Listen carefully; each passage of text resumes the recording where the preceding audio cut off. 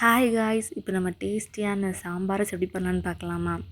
First நம்ம ஒரு class அரிசி அண்ட் ஹாஃப் கிளாஸ் பாசிப்பருப்பும் எடுத்து தண்ணியில் ஊற வச்சுக்கலாம். அண்ட் ஒரு ஸ்டவ்வில் குக்கர் வச்சுக்கிட்டு எண்ணெய் ஊற்றிட்டு கொஞ்சம் கடுகு, வெந்தயம், அப்புறம் சீரகம் இந்த மூணும் போட்டு கொஞ்சமாக கருவேப்பிலையும் போட்டு நல்லா வதக்கிக்கலாம்.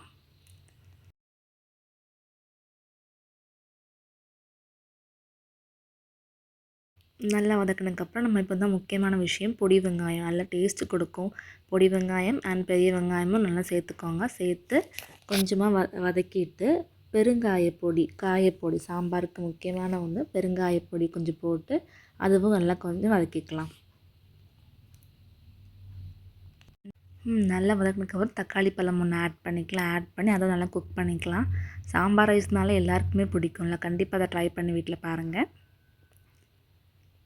அப்புறம் தேவையான உப்பை ஆட் பண்ணிவிட்டு கொஞ்சம் வதக்கிக்கலாம். இதுக்கப்புறம் நமக்கு பிடிச்ச வெஜிடபிள்ஸ் அவங்களுக்கு பிடிச்ச வெஜிடபிள்ஸ் ஆட் பண்ணிக்கலாம். நான் கேரட், பீன்ஸு, அதுக்கப்புறம் பீட்ரூட் கொஞ்சம், அதுக்கப்புறம் வெண்டைக்காய் கொஞ்சம் இதெல்லாம் ஆட் பண்ணி நல்லா மிக்ஸ் பண்ணிக்கோங்க. நல்லா மிக்ஸ் பண்ணதுக்கப்புறம் இந்த காய்கறிக்கு எல்லாம் தேவையான உப்பும் கொஞ்சம் ஆட் பண்ணிவிட்டு அதையும் நல்லா மிக்ஸ் பண்ணி நல்லா வேக வைக்கலாம் வெஜிடபிள்ஸை.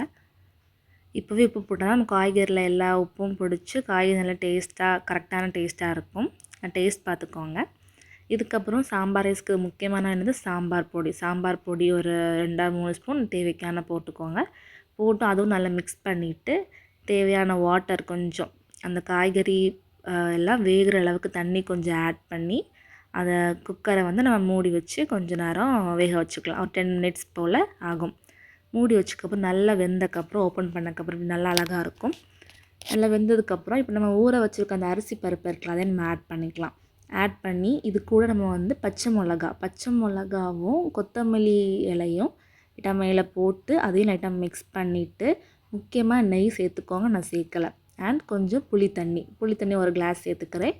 ஒரு கிளாஸ் அரிசி எடுத்துருக்கிறதுனால நான் ஒரு 2 கிளாஸ் வாட்டர் அப்புறம் ஒரு கிளாஸ் புளி தண்ணி ஆட் பண்ணியிருக்கேன். நெய் சேர்த்துக்கோங்க, நான் ஆப்ஷன் விட்டுட்டேன், மறந்துட்டேன். ஸோ தண்ணியை ஆட் பண்ணிட்டு உப்பும் கரெக்ட் பார்த்துக்கோங்க. உப்பு நம்ம தண்ணி டேஸ்ட் பண்ணும்போது உப்பு நல்லா கொஞ்சம் கூட இருக்கணும். அப்போ தான் அந்த ரைஸில் கரெக்டாக இருக்கும். இப்போது 2 விசில் வச்சுட்டு நம்ம இதை இறக்கிடலாம். இப்போ சாம்பார் ரைஸ் கொடுக்கறதுக்கு பிக்கல், அப்புறம் அப்பளம், நம்ம நிறைய சைட் டிஷ் இருக்குது.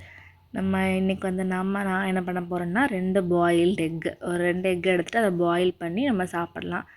பாயில் பண்ணுறது தான் உடம்புக்கு ரொம்ப ஹெல்த்து, வறுத்து சாப்பிட்றத விட. ஸோ பாயில் பண்ணி நம்ம சாப்பிட்லாம். 2 எக் எடுத்துக்கிட்டு தண்ணியில் போட்டு கொஞ்சம் தேவையான உப்பும் போட்டு வேக வச்சு அதை எடுத்து நம்ம சாப்பிட்லாம். தேங்க்யூ, பாய் பாய்.